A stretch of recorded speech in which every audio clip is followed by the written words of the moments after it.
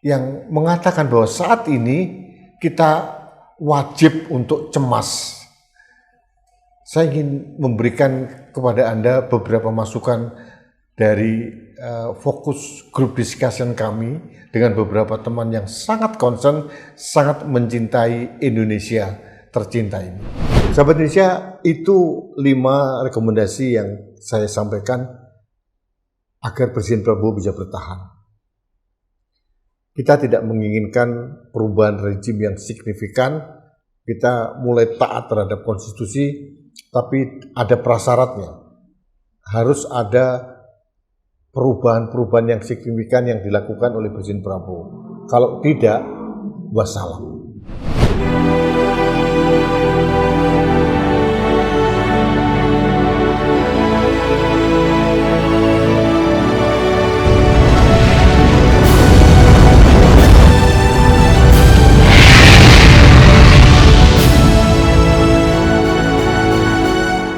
Halo sahabat Indonesia, kita bertemu kembali dalam Opini Rudi di Anak Bangsa TV. Sahabat Indonesia, kemarin saya menghadiri diskusi terbatas dengan beberapa teman yang sangat concern mencintai Indonesia ini. Semua mempunyai pertanyaan yang sama dalam kalimat yang berbeda, tapi intinya sama. Pertanyaannya adalah, sampai kapan Presiden Prabowo bisa bertahan? Ini pertanyaan mendasar melihat beberapa fenomena yang terjadi akhir-akhir ini. Dalam diskusi itu saya mencatat beberapa masukan dan kesimpulan dari diskusi kita. Apa sih parameter atau indikator yang mengatakan bahwa saat ini kita wajib untuk cemas? Saya ingin memberikan kepada Anda beberapa masukan dari fokus group discussion kami dengan beberapa teman yang sangat concern, sangat mencintai Indonesia tercinta ini. Yang pertama adalah kita melihat kondisi ekonomi kita di ambang krisis. Ada beberapa parameter, yaitu nilai rupiah semakin merosot tajam. Bahkan ini terendah sepanjang sejarah. Rupiah menyentuh 18.000. Berbagai gejolak ini tidak bisa kita nafikan. Dan pemerintah maupun Bank Indonesia seolah-olah gagap atau gagal untuk membuat rupiah perkasa kembali sampai detik ini. Itu indikator yang pertama. Yang kedua adalah indeks harga saham gabungan terus merosot. Sulit sekali mencapai angka 6.000. Ini indikator bahwa kepercayaan pasar modal dalam hal investor terhadap perekonomian kita sedang tidak baik-baik saja. Banyak berita capital flow lari ke luar negeri. Banyak investor yang membawa uangnya ke luar negeri. Karena mereka melihat bahwa ketidakpastian hukum, ketidakpastian peraturan ini menjadi handicap yang harus diperhatikan oleh pemerintah. Berikutnya adalah devisa APBN. APBN kita kuartal pertama sudah defisit, hampir 200 triliun. Ini kita melihat bahwa pemerintah jor-joran untuk menghambur-hamburkan APBN untuk program prioritas presiden yang tidak tepat sasaran. Di sisi lain, kita merasakan bahwa pemerintah begitu gerak cepat untuk mengambil uang rakyat dari pajak, bahkan membuat polisi-polisi yang tidak populer, seperti melibatkan TNI Polri dalam pendampingan petugas pajak. Ini sangat-sangat meresahkan masyarakat. Kita tahu tupoksi TNI Polri tidak terkait dengan pungutan pajak. Negara seolah gagal untuk meyakinkan masyarakat secara sukarela untuk membayar pajak. Mengapa masyarakat seolah-olah sulit membayar pajak? Karena kita melihat bahwa pemanfaatan uang pajak yang kita bayar selama ini tidak dimanfaatkan dengan benar oleh pemerintah. Ini menjadi faktor kunci kenapa beberapa wajib pajak atau masyarakat seolah-olah harus dipaksa. Tapi pemaksaannya dengan menggunakan aparat TNI dan Polri itu juga menjadi soal yang harus kita kritisi. Berikutnya adalah daya beli masyarakat menurun drastis. Ini sudah menjadi gejala setahun terakhir ini. Kelas menengah turun, kemudian kita melihat bahwa daya beli masyarakat, coba Anda bayangkan, merasa nggak sih kita membeli sesuatu yang tidak penting dan tidak mendesak harus kita tahan-tahan lagi. Ini berbeda dengan 2 tahun atau 3 tahun yang lalu. Harus kita akui, saya sendiri merasakan hal itu. Kemudian angka pengangguran tinggi, PHK di mana-mana. Ini sudah menjadi pemandangan yang setiap hari kita dengar, ada berita yang harus kita baca, dan itu mengusik rasa penasaran kita. Yang berikutnya adalah ada informasi dari Menteri Keuangan, 490 pemerintah daerah kabupaten kota itu mengalami kesulitan atau tidak mampu membayar ASN maupun membiayai pelayanan dasar. 490 artinya adalah 95% dari jumlah total kabupaten kota yang ada di Indonesia. Jumlahnya totalnya 514. Berarti kalau 490 kabupaten kota mengalami masalah dalam pengelolaan fiskal mereka, artinya 95% kabupaten kota kita sedang ada masalah yang sangat serius. Itu yang pertama. Yang berikutnya adalah banyaknya terjadi kontradiksi kebijakan. Nah, ini kita lihat ini. Kita pernah mendengar presiden mau efisiensi. Tapi kita juga melihat, menyaksikan presiden membentuk kabinet yang super gendut. 110 menteri, wakil menteri, dan kepala badan. Ini sangat kontradiktif. Pemerintah mau efisiensi. Dana transfer ke daerah dikurangi. Berbagai kementerian mendapatkan realokasi anggaran. Tapi kita melihat dengan nyata bahwa presiden sering membuat kebijakan seperti MBG misalkan, Koperasi Merah Putih, terus kemudian sekolah rakyat, terus ujuk-ujuk membuat Universitas Republik Indonesia. Ini kan pengeluaran uang yang luar biasa besar, terutama di program prioritas presiden ini yang sangat kontradiksi dengan langkah atau niat presiden untuk melakukan efisiensi. Kontradiksi kebijakan ini sering terjadi. Presiden bicara apa di mimbar podium, tapi implementasinya berbeda. Ini sering terjadi. Presiden melakukan orasi yang sangat tajam, tapi implementasinya berbeda 180 derajat. Ini yang kita lihat. Yang berikutnya adalah kepercayaan masyarakat terhadap Presiden Prabowo terus merosot.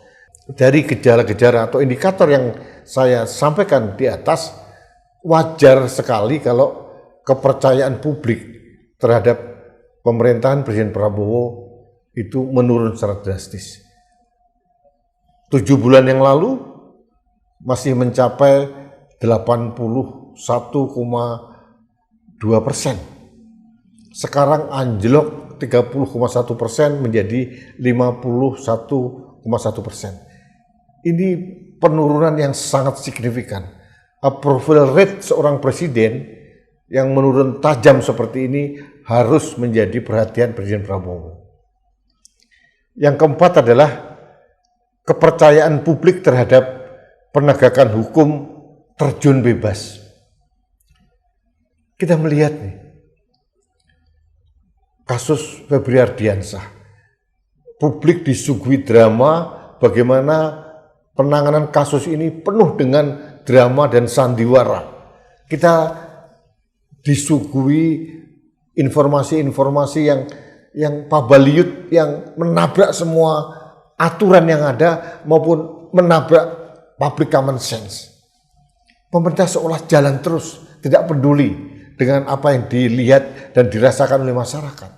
Belum lagi kemarin ada seorang yang ditetapkan sebagai tersangka dan mangkir dari panggilan Bareskrim Polri karena dianggap korupsi, dugaan korupsi tambang, tiba-tiba muncul di kantor presiden dan foto bersama dengan presiden. Ini membuat publik merasa bahwa ada apa dengan penegakan hukum di Indonesia ini. Ini yang dibaca oleh publik. Berikutnya adalah publik meragukan komitmen presiden dalam pemberantasan korupsi. Presiden berulang kali mewacanakan untuk menyikat para koruptor, tapi dalam kenyataannya, dalam implementasinya jauh panggang dari api. Kasus Febri Ardiansyah, kasus terduga tersangka penambang liar yang mangkir dari panggilan polisi, tiba-tiba muncul di istana, foto bersama dengan presiden. Itu gambaran yang sangat jelas bagaimana presiden diragukan komitmennya dalam penegakan korupsi, padahal itu janji presiden yang paling utama. Ini yang kita sorot oleh masyarakat. Dan terakhir, kita merasakan keresahan masyarakat akan terjadinya social chaos. Ada fenomena di Surabaya, di Jakarta, kota-kota besar yang lain, mal-mal, gedung perkantoran dipagari tinggi-tinggi. Itu mencerminkan keresahan para pengusaha untuk mempertahankan atau melindungi asetnya. Otomatis itulah keresahan yang tercermin dari masyarakat terhadap ketidakpercayaan dalam Kamtibmas yang ada di Indonesia sekarang ini. Ini PR besar. Tidak bisa sekedar mereka dihimbau untuk membongkar pagarnya, tapi harus diberikan kepastian yang real bagaimana ketakutan, kekhawatiran itu tidak akan pernah terjadi. Nah, sahabat Indonesia, 6 parameter itu yang menjadi bahan diskusi kita sehingga mampukah presiden bisa bertahan sampai tahun 2029? Jujur, saya pribadi dan seluruh teman-teman saya peserta diskusi sangat tidak mengharapkan presiden jatuh. Kita mengharapkan presiden bertahan sampai 2029 karena kita melihat ada political beneficiary, ada orang yang menerima manfaat atas kejatuhan Presiden Prabowo, yaitu kelompok geng Solo. Itu yang kita hindari. Dan kita harus tahu kelompok-kelompok yang anti dengan Presiden Prabowo, terutama kelompok yang ada di kekuasaan yang menempel pada presiden, itu menunggu presiden jatuh. Tapi korbannya adalah rakyat. Dinamika akan terjadi dengan luar biasa dan itu korbannya sudah pasti pada rakyat. Kita tidak menginginkan itu. Tapi kalau presiden tidak melakukan perubahan-perubahan yang signifikan dalam kebijakannya, kita bisa apa? Bahwa itu akan benar-benar terjadi. Nah, lalu kami menyarankan apa yang harus dilakukan presiden agar presiden bisa bertahan setidaknya sampai tahun 2029. Yang pertama adalah presiden melakukan reformasi kebijakan secara signifikan, termasuk pada program-program prioritas presiden yang disorot oleh masyarakat.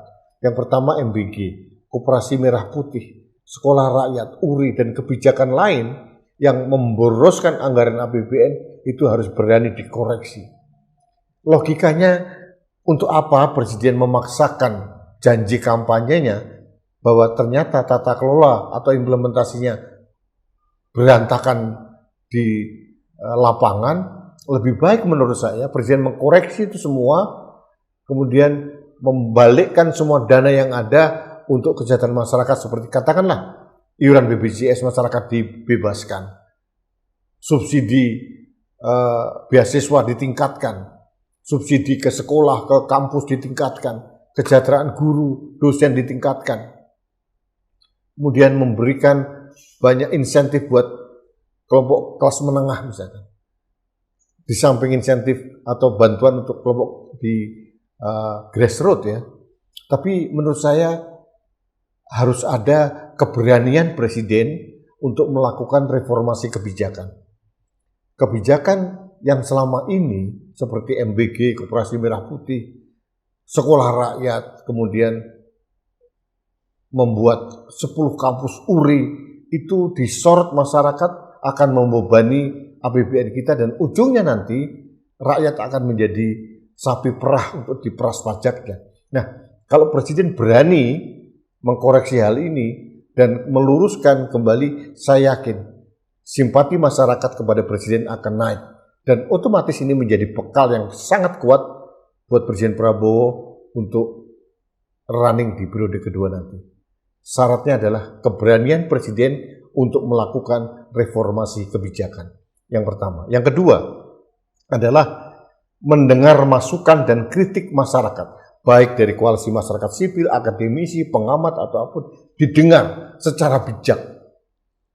Presiden harus berani memerintahkan orang-orang di sekitar istana, baik itu Bakom atau juru bicara yang lain, untuk tidak menyerang balik masukan kritik dari masyarakat. Yang terjadi sekarang ini banyak masukan diserang balik. Pemerintah seolah defensif, seolah-olah tebal telinga tidak mau mendengar. Jadi harus ada perubahan sikap dari presiden untuk mulai mendengar secara bijak. Yang kedua. Yang ketiga adalah memperbaiki komunikasi publik presiden. Nah, ini menjadi soal. Karena setiap Presiden Prabowo pidato, seolah-olah selalu ada blunder-blunder baru. Apalagi kalau pidatonya keluar dari teks. Mulai londo ireng, ante-ante asing, kemudian memerintahkan orang untuk pindah ke negara lain. Terus publik juga melihat inkonsistensi dari presiden. Dulu di Sentul bilang gentengisasi, ternyata di Semarang kemarin mengatakan bahwa atap rumah itu lebih baik hijau atau rumbai misalkan. Ini dianggap sebagai konsistensi dan sering sekali presiden membuat olok-olok kepada rakyatnya. Ini harus dipakai oleh presiden untuk berani mengubah pola komunikasi publiknya. Kalau tidak, sentimen masyarakat akan terus tumbuh semakin besar. Apalagi sekarang di era media sosial, kalimat-kalimat presiden bisa diviralkan, dipelintir dengan berbagai isu, dan sehingga itu menuai kecaman kepada Presiden Prabowo. Jadi catatan ketiga adalah presiden berani memperbaiki komunikasi publiknya. Ini penting sekali, termasuk presiden menegur keras strategi komunikasi publik kelompok elit istana agar tidak terlalu defensif terhadap kritik maupun masukan masyarakat. Ini yang penting. Yang keempat adalah merombak kabinet secara signifikan. Kabinet ini terlalu gendut dan banyak diisi oleh orang-orang yang tidak kompeten. Menteri Kehutanan misalnya sudah punya banyak masalah. Kasus amplop sampai sekarang belum disidik oleh KPK. Menteri PU, komunikasinya yang sangat buruk, dan banyak menteri-menteri yang lain. Presiden harus berani merombak kabinetnya, dirampingkan kabinetnya, dan ini sesuai dengan harapan masyarakat. Presiden punya hak untuk dibantu oleh pembantu-pembantu yang cakap, punya kapasitas yang baik, dan di Indonesia banyak sekali orang-orang yang cakap. Yang paling vital tentang status Menteri Keuangan. Dulu Menteri Keuangan Purbaya Yudisadewa menjadi society darling, menjadi media darling. Sekarang terjadi sebaliknya. Karena apa? Yang disampaikan oleh Menteri Keuangan waktu dulu ternyata realitasnya zonk, tidak seperti yang dijanjikan. Menteri Keuangan selayaknya itu adalah orang yang berwibawa, keep silent, tidak terlalu banyak ngobrol, cerewet, dan pansos di media sosial atau di media, tapi harus berhati-hati secara prudent. Dan Purbaya ternyata tidak dalam kapasitas seperti itu, dan itu harus ada keberanian dari presiden untuk mengganti posisi-posisi strategis menteri-menteri, termasuk menteri SDM misalkan, itu sudah menjadi common enemy bagi masyarakat. Kenapa presiden tidak merombak itu? Tidak ada keberanian, dan sorotan ketidakberanian ini benar-benar disorot oleh masyarakat. Artinya kalau presiden mau selamat sampai akhir masa jabatan, salah satunya harus keberanian merombak kabinetnya lebih ramping, lebih mempunyai kapasitas, intinya seperti zakon kabinet. Kalau kita melihat kabinet bayangan yang diinisiasi oleh Mas Ferry Amsari dan kawan-kawan, hanya 15 menteri bisa. Kalau presiden mungkin 20 atau 30 maksimal, itu cukup, sangat cukup untuk Indonesia. Selama ini presiden-presiden sebelumnya, Presiden Megawati, SBY, Jokowi, kementerinya ya sekitar 30-an kok. Negara bisa jalan. Buat apa sampai 50 kementerian seperti ini? Jadi itu yang kelima. Dan yang terakhir adalah ini ditunggu oleh masyarakat, terutama dalam memperbaiki kepercayaan publik terhadap penegakan hukum di Indonesia, yaitu adalah Presiden berani mengganti pimpinan institusi penegakan hukum, baik Kejaksaan Agung maupun kepolisian, juga TNI. Selama ini Presiden tidak dianggap, dipersepsikan masyarakat tidak berani mengutik-utik itu. Nah, kalau ini bisa dilakukan, ada keberanian dari Presiden, saya yakin kepercayaan masyarakat terhadap Presiden Prabowo akan meningkat. Sahabat Indonesia, itu 5 rekomendasi yang saya sampaikan agar Presiden Prabowo bisa bertahan. Kita tidak menginginkan perubahan rezim yang signifikan, kita mulai taat terhadap konstitusi, tapi ada prasyaratnya. Harus ada perubahan-perubahan yang signifikan yang dilakukan oleh Presiden Prabowo. Kalau tidak, wassalam. Terima kasih sahabat Indonesia, itu analisis saya terkait dengan kondisi yang sekarang. Kita berharap Presiden Prabowo tetap bertahan, tapi tetap saja prasyarat yang harus dilakukan untuk memperbaiki kinerja Presiden Prabowo. Terima kasih, kita bertemu kembali dalam Opini Rudy selanjutnya. Sampai jumpa.